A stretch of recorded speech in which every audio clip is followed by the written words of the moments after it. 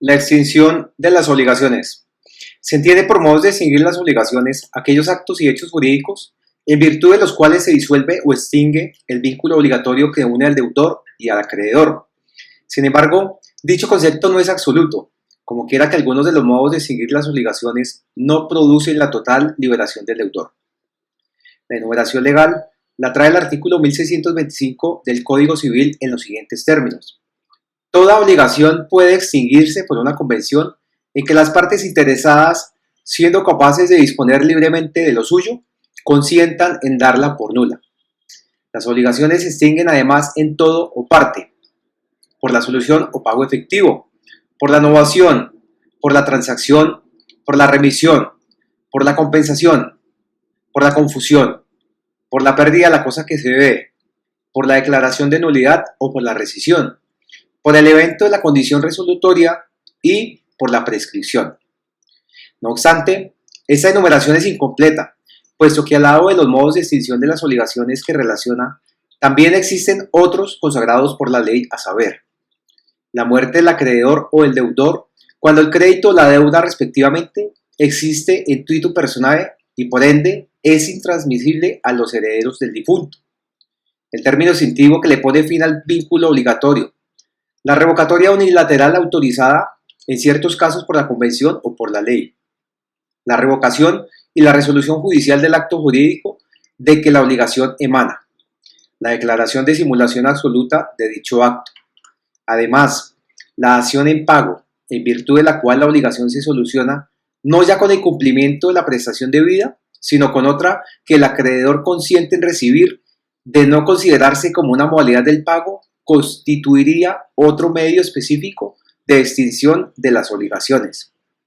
Resulta de lo expuesto que los modos en cuestión en realidad son los siguientes que relacionamos en el orden que nos parece más lógico, atendiendo así dichos modos son directos o indirectos y con las denominaciones que estimamos más apropiadas. Son ellos: la simple convención extintiva, la revocación unilateral, la muerte del acreedor, la solución o pago, la novación, la compensación, la remisión, la confusión, la imposibilidad de ejecución, la prescripción liberatoria, el plazo extintivo y la condición resolutoria, la declaración judicial de nulidad o rescisión, la resolución judicial y el pacto comisorio, la revocación judicial, la declaración judicial de simulación y por último la transacción.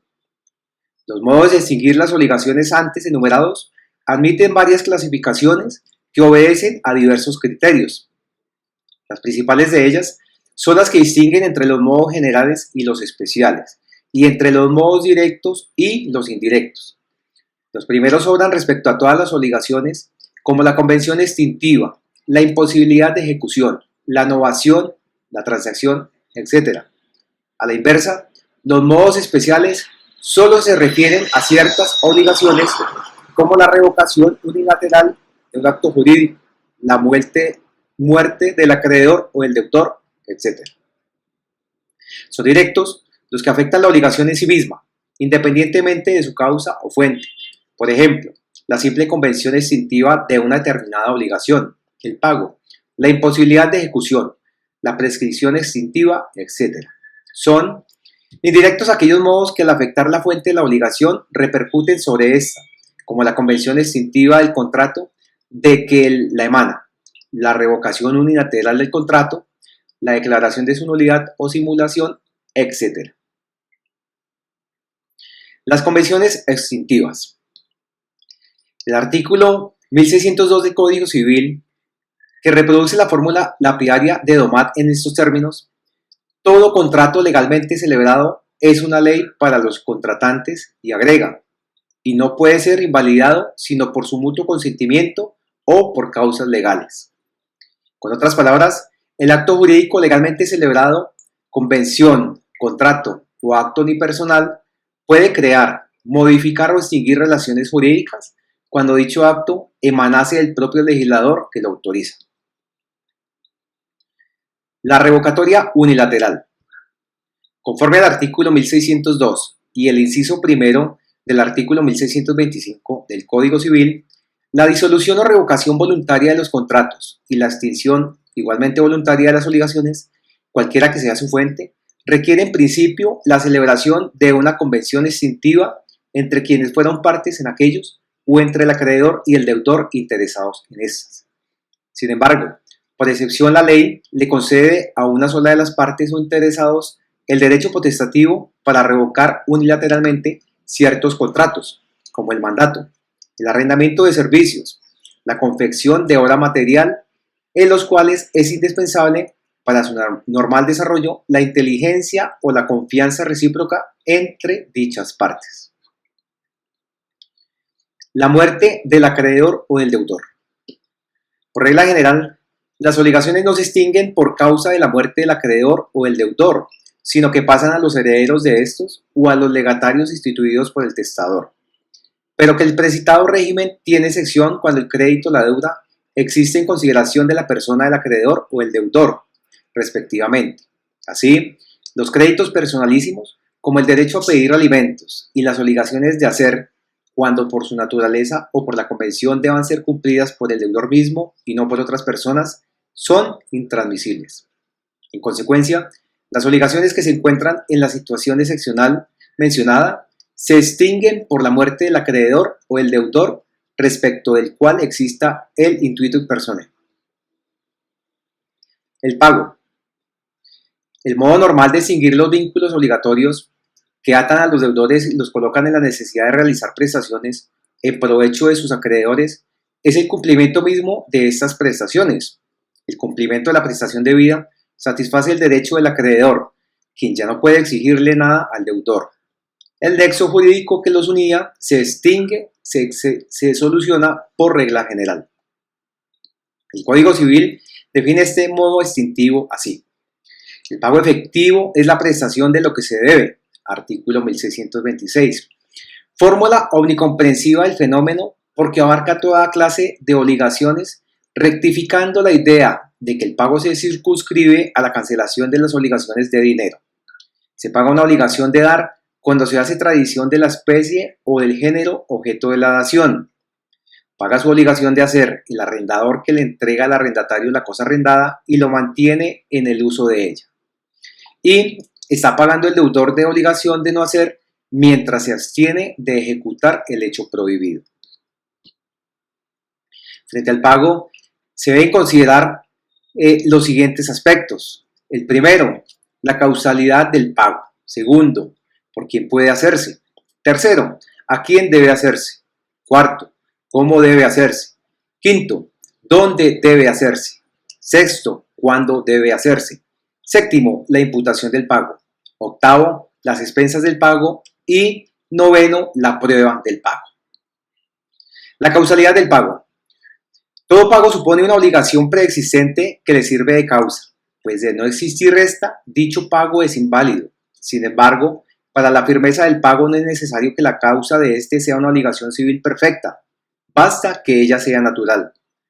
Pero si el pago no encuentra fundamento jurídico en una obligación civil o natural preexistente que con él se pretenda solucionar, es un pago sin causa o indebido y, por ende, inválido, que faculta al solvens para repetir lo pagado, aún en el caso de que éste haya incurrido en error de derecho. ¿Por quién puede hacerse el pago? Normalmente las obligaciones deben ser cumplidas por la persona o personas cuyo cargo existen directa o subsidiariamente, vale decir, por el deudor absoluto o sus herederos, por sus representantes legales o convencionales, por los codeudores solidarios o de la obligación indivisible, o por quienes accedan a la obligación principal ajena, ya directamente como fiadores o ya indirectamente como el propietario del bien hipotecado o pignorado en garantía de aquella. Pero es más, cualquier tercero, esto es, toda persona extraña al vínculo obligatorio y carente de la representación legal o convencional del obligado u obligados. También está autorizado por la ley para hacer el pago, aún sin el consentimiento de estos y aún a pesar del acreedor. ¿A quién debe hacerse el pago? Dice el artículo 1634, para que el pago sea válido, debe hacerse o al acreedor mismo, bajo cuyo nombre se entienden todos los que le han sucedido en el crédito a un título singular, o a la persona que la ley o el juez autoricen a recibir por él o a la persona diputada por el acreedor para el cobro. Además, según las reglas generales, están legitimados para recibir el pago los representantes convencionales del acreedor, tales sus mandatarios generales o especialmente diputados para el efecto, sus representantes legales, como los padres en ejercicio de la patria potestad, el tutor o curador del incapaz, el curador del ausente o de la herencia yacente y el secuestre. Y a las antedichas personas, el artículo 1634 agrega al poseedor del crédito. ¿Cómo debe hacerse el pago? El pago efectivo es la prestación de lo que se debe, declara el artículo 1626 del Código Civil. Paga en debida forma el deudor que ejecuta a cabalidad la prestación a su cargo, que hace tradición o simple entrega de la cosa que se ha obligado a dar o a entregar, respectivamente, o que ejecuta cumplidamente el hecho material o inmaterial que se le ha impuesto, o que se abstiene de realizar el hecho prohibido. Tal es lo que quiere significar el artículo 1627 al expresar: el pago se hará bajo todos los respectos en conformidad al tenor de la obligación, sin perjuicio de lo que en los casos especiales dispongan las leyes. ¿Dónde debe hacerse el pago?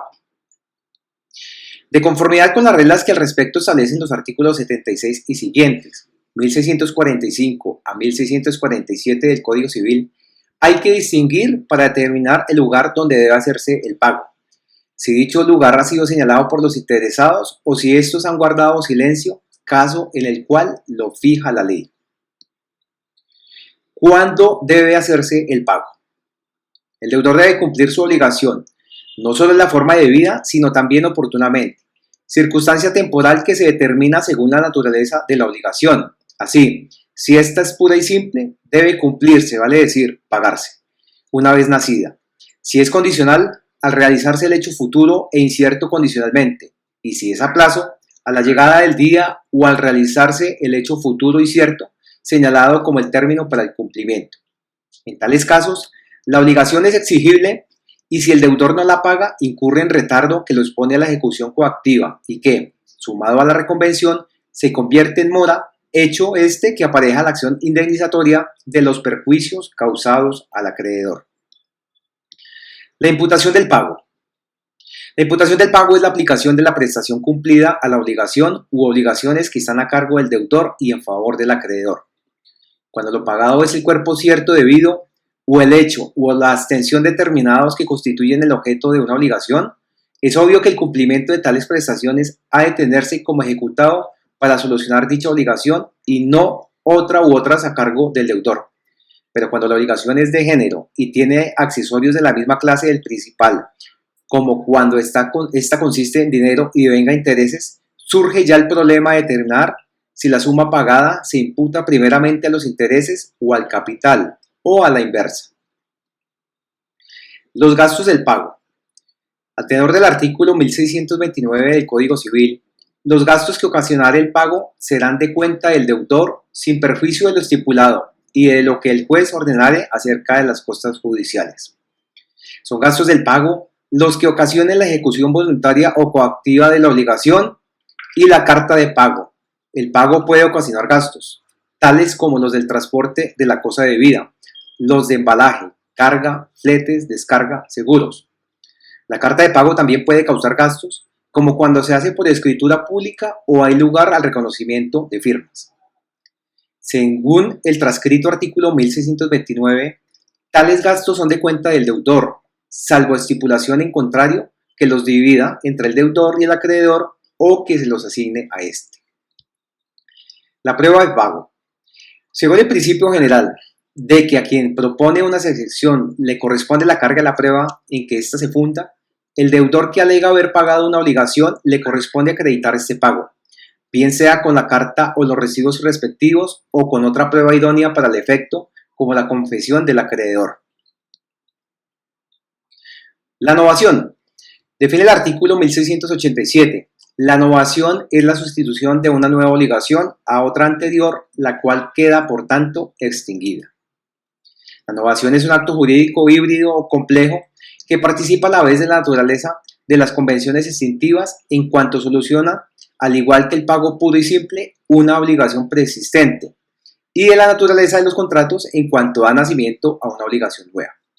Infiérese de lo expuesto que la novación es un modo directo de extinguir las obligaciones, porque el consentimiento de las partes tiende precisamente a producir este efecto, pues la intención de esta se limita a modificar una obligación preexistente entre los mismos acreedor y deudor respecto al mismo objeto, o a crear una obligación colateral. Tratase entonces no de ese acto complejo que estructura la novación, sino de una simple convención modificatoria de relaciones jurídicas o de un contrato adicional respectivamente. Los modos de la novación. De acuerdo con los términos del artículo 1690 del Código Civil, la novación puede efectuarse de tres modos. Primero, sustituyéndose una nueva obligación a otra sin que intervenga nuevo acreedor o deudor. Segundo, contrayendo el deudor una nueva obligación respecto de un tercero y declarándole en consecuencia libre de la obligación primitiva el primer acreedor. Tercero, sustituyéndose un nuevo deudor al antiguo que en consecuencia queda libre. Esa tercera especie de novación puede efectuarse sin el consentimiento del primer deudor. Cuando se efectúa con su consentimiento, el segundo deudor se llama delegado del primero. Es decir, que la nueva obligación puede diferir de la antigua por el objeto, por la causa, por el acreedor o por el deudor. Requisitos de la novación.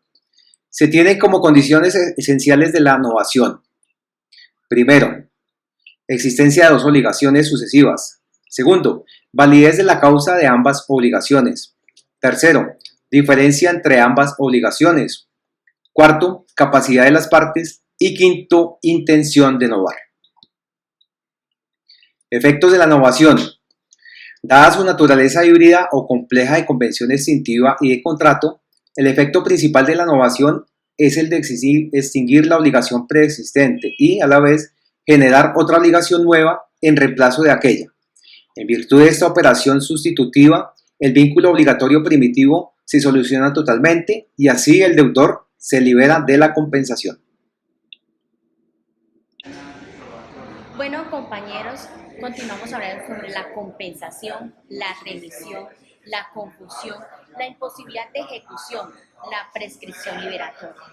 La compensación es un modo de extinguir las obligaciones recíprocas entre dos personas, que evita un doble pago entre estas. Tiene cabida siempre que cada una de dichas personas es a la vez acreedora y deudora de las otras cosas por género igual y en ello fungibles e intercambiables entre sí. Por ejemplo, le debo a una persona 1.000 pesos que me ha prestado y en determinado momento esta resulta deudora mía por igual cantidad de dinero, con motivo de un contrato de arrendamiento que hemos celebrado. De no extinguir la compensación, uno de nosotros deberá pagar los 1.000 pesos y la otra deberá pagar lo que había adquirido, requiriéndose así un doble pago que se evita cuando pesadas entre sí las dos obligaciones recíprocas se declaran totalmente exigidas, si son exactamente iguales. Vamos a hablar sobre la clasificación de la compensación. Se clasifican en 4: legal, convencional, facultativa y judicial. La compensación legal es un principio, la que obra por el solo vigor de la ley, sin que para ello cuente con el consentimiento y aún así el conocimiento de las partes. Compensación convencional. Tiene lugar cuando la legal no puede actuar por la falta de alguna de las condiciones requeridas para ello, pero las partes, estando legitimadas para hacerlo, convienen en compensar sus respectivos créditos. La compensación facultativa. Esta obra como la convencional, cuando es una de las partes la que está legitimada para producirla, imponiéndola a otras partes.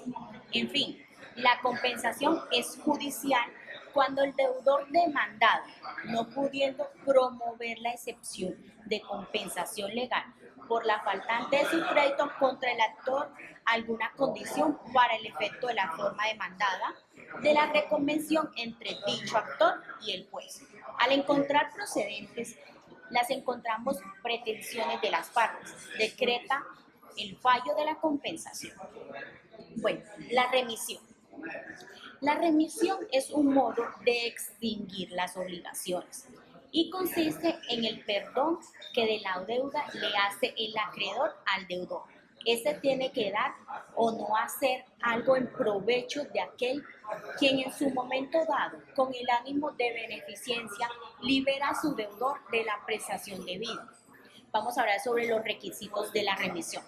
Entre los requisitos generales de todo acto jurídico tenemos la capacidad legal, el consentimiento sano, objetivo y causas lícitos y los especiales de ciertos actos, efectos de la remisión. La remisión es de renuncia del derecho crediticio. 2. La remisión puede ser parcial. 3. La remisión total de la obligación no solo extingue esta, sino también todos sus accesorios. 4. La remisión de la prenda o de la hipoteca. 5. La remisión como un acto gratuito. La confusión. La confusión es un modo de extinguirse las obligaciones por la concurrencia en una misma persona de calidades de acreedora y deudora.